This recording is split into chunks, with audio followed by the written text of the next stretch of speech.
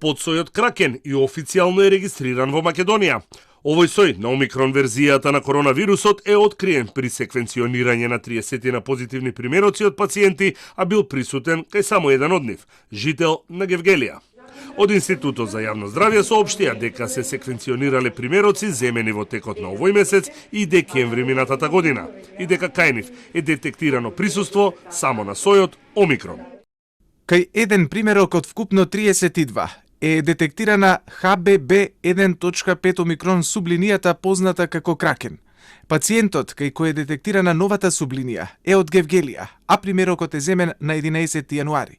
Кај 8 примероци е детектирана BA2 сублинијата на омикрон сојот, а кај останатите е детектирана BA5 сублинијата на омикрон. Председателот на Комисијата за заразни болести, професор доктор Александар Петличковски, смета дека нема место за загриженост, иако овој подсој на омикрон верзијата е досега најлесно пренослив, но е со најлесни симптоми.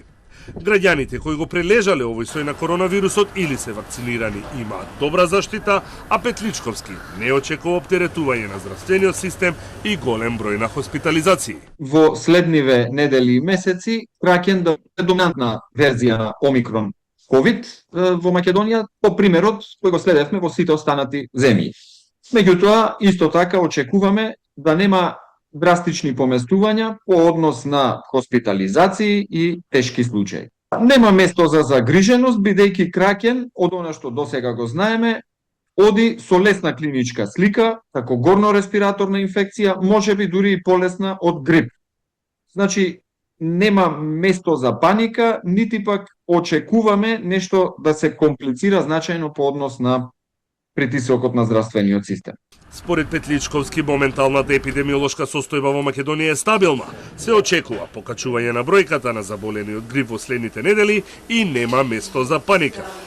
Официјалните податоци на здравствените власти се дека заклучно со 15 јануари на инфективните оделенија се хоспитализирани 32 пациенти, процентот на позитивни тестови се движи меѓу 3 и 9%, а неделно се регистрираат меѓу 200 и 300 нови случаи.